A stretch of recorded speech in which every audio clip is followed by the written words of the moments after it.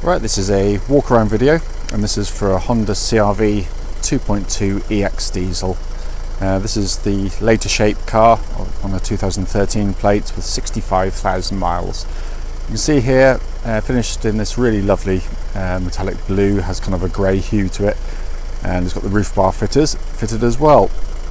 But just to go around the car for you, starting on the offside front bumper, absolutely no marks on there, lights and lenses completely clear and intact, and the same on the near side there as well. It's hardly a stone chip to be seen on this car. It's incredibly clean. The whole of the bonnet, instead of if you've got a magnifying glass out, you might see a mark there somewhere, but I can't see anything at all. It really is clean and crisp. And to come down to the near side of the vehicle first, panel work, I can't see any indentations on this side of the car at all. It looks absolutely as clean as a whistle. Front wing, absolutely unmarked there. And then front alloy, again, very clean. Full set of Michelin tyres on this vehicle as well, which I always think is a very good sign of ownership. But the panel work is very clean. Any marks on the car, and there will be the odd one or two tiny little marks, but they will be very minor indeed. And then rear alloy on the near side again, completely unmarked as well. And then just to come back around on this angle here, just to show you again, really is clean. Rear of the car, bumper corners, hatch again, all pretty much unmarked there.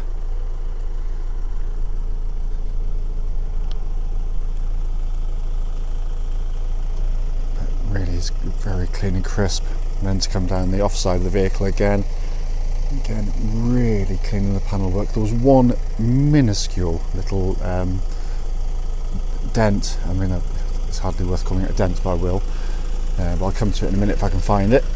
Near side, offside of rear alloy again, unmarked. The alloys are in incredibly good condition. They really are.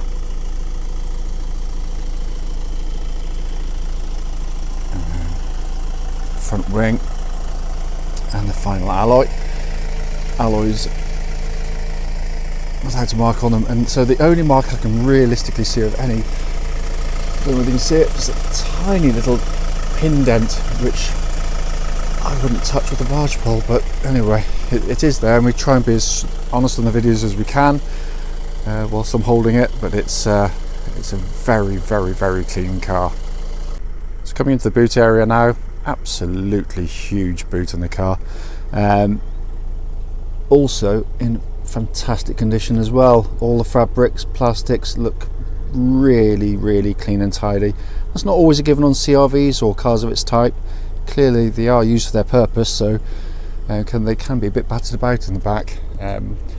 Underneath here you've got a space saver wheel, which, unlike the inflation kit that you see on so many modern cars.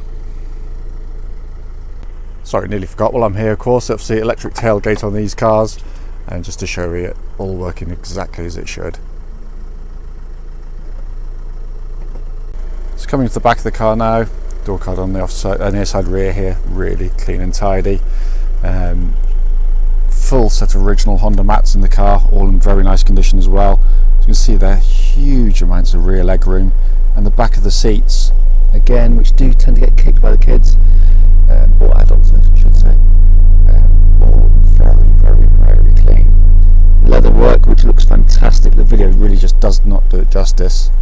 Is in absolutely beautiful condition.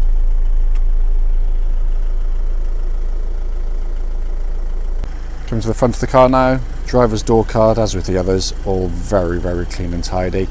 Obviously electric memory seats on these later CR-Vs. And then you've got your switches down there to turn off your parking sensors, headlamp wash, and rear tailgate, which you can activate from there as well. Got footwell areas, again, very clean and tidy. And driver's leather seat, as with the others, looks all but new. It really is incredibly clean.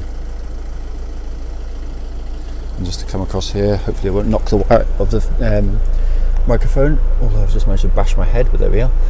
And then passenger seat, again, absolutely unmarked. It looks beautiful. On these later CR-Vs, of course, we've got this lovely big one-piece panoramic roof, and there's a switch there. If you want to cover it over, just flick the switch back and it covers it all over. Next time, a clap effect, and then back the other way to open. So sat in the car now, engine's running as it has been all the way through the video. Just to pan around the dashboard, but in all honesty, it looks absolutely as new. It's in stunning condition, it really is. See there, obviously, sat nav working perfectly well. I've popped the car into reverse there for you. You can see their lovely gridded high definition rear camera there as well. But all the switch gear, everything in the car is in beautiful condition. Obviously, push button start in these vehicles. Just pop the gear lever back into neutral. But all the recessors, obviously electric heated seats in the car with 2 settings, all working absolutely perfectly. You can see they're both on medium and hot, and then little stowage areas there, all been kept really, really nice. If I come across the main binnacle of the vehicle, and just to pan in there for you, hopefully you can see there's 378 miles, and there's no warning lights on the vehicle at all. Steering wheel, as with all the other switches, looks and feels pretty much as new, in all honesty. It's been kept really, really beautifully, this car. Just to quickly show you, quite often missing in cars and easily overlooked. The car does come with its original owner's manual pack, incorporating obviously car and navigation system manuals. And as you can see there, the all-important lock and wheel nut key is here and present with the car. So finally, just to come under the engine bay, very well presented by Honda. Always sounds a lot noisier on the videos than it does when you're physically stood here, of course, but all in very nice order. Fabulous engines in operation. More of which in the following road test video of the car, which follows this video now. Right then, this is a road test video, and this is for a Honda CR-V 2.2 EX diesel. The mileage at the start of the road test is 65,372 miles, and the registration number of this particular car is SL13LZR. The reason for the road tests is very simple. We want customers to see the cars we're selling in operation prior to people coming to see us. That way, if there's any issues on the vehicle, I can and I always do relay them back to you. I've done it on many of my previous videos. It's, we know it's incredibly frustrating to go and see a car, maybe travel for hours or hundreds of miles, only to find out that it's got a fundamental issue with the car, which you clearly should have been told about. So hence, that's why we do it. Road tests also done on the same quiet country roads, just outside our premises. So hopefully it'll be representative of what you'll feel yourself if you're interested in buying the car and subsequently going for a test drive. So coming to the car itself, engine starts absolutely instantly. Push button start on the EX models because it's got keyless start and keyless entry. Settles to a very smooth, very even idle, and it's a very sweet and refined engine. This particular example pulls absolutely perfectly, sounds exactly as it should as well. There's no strange sort of whirrings, noises, grumbles or anything from it at all. It's very, very crisp indeed. Worth pointing out, there's absolutely no warning lights on the dashboard relating to the engine or any other part of the car for that matter. When I first got the car last night, there was a warning light on, but it was just to say that the ignition key had a low battery. So a new battery's been put into that, and hence no warning light on the dashboard now. Vehicle itself, engine then feeds through clutch and into gearbox. Clutch on the car, smooth, whoops, Daisy, smooth, positive, squeak, click free on the actuation. Bite point is exactly where it wants to be on the clutch pedal travel as well. Worth pointing out that whether the clutch is in or out, there's no change in engine note or no vibrations at all. clutch then goes through into the Honda 6-speed gearbox. If you've seen my previous videos, you'll know exactly what I think of these. I think it's it's better off found in a much more sporty vehicle. In all honesty, it's an amazing gear change for this type of car. Very short in throw, very easy in actuation, brilliant synchromesh on the cars, and it's obviously mounted high on the dashboard, so it's really easy to get to. I'm just changing gear for effect, really, just to show you the gear change, but I can't find any discernible wear in the gear lever or the actuation of the gears at all, which comes as no great surprise because they are very, very, very tough gearboxes. So in terms of powertrain of the car, engine, clutch and gearbox, all absolutely spot on, which given the car's history is exactly what you'd expect, quite clearly.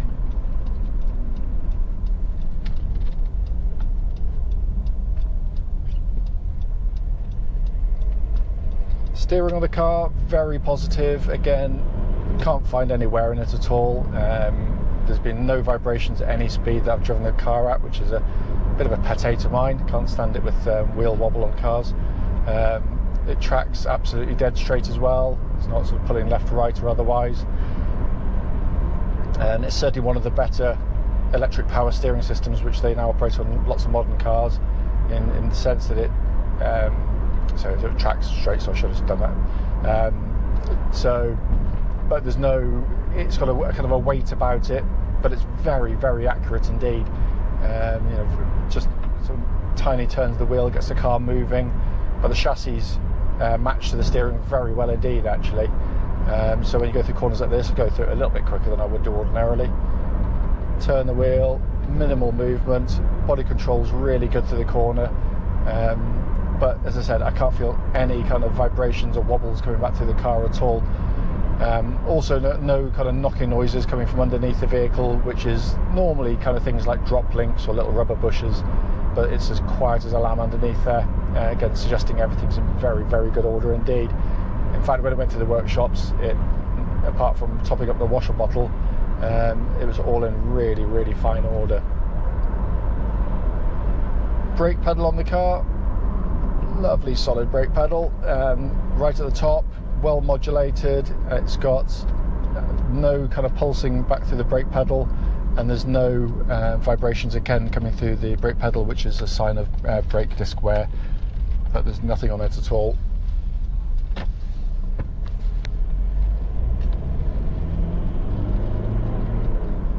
Really sweet engines when you rev them up, they really are. It just doesn't sound like a diesel at all when you're driving them. Beautifully, beautifully done. Looking around inside the vehicle, I mean, it's in wonderful condition. They are beautifully built cars as well, they really are. I love this two-tone interior, especially on, this is a grim, horrible day today. It's a, whatever name they're going to give this particular storm. It's on its way and it's blustery as anything.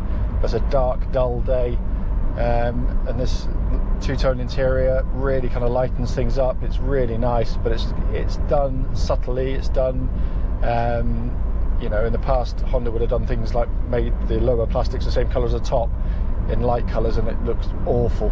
But breaking it up with the silver trim and the black on top works really, really nicely on the car. So it has a kind of a really nice warm feel in here, but in beautiful, beautiful condition. Sat-nav screen all working absolutely perfectly, nicely sighted, so you're not taking your eyes off the road too much to take in the information. But what videos can't kind of impart to you is the quality of the manufacture of all the switchgear. It is brilliantly, brilliantly done. Dashboard, simplicity itself.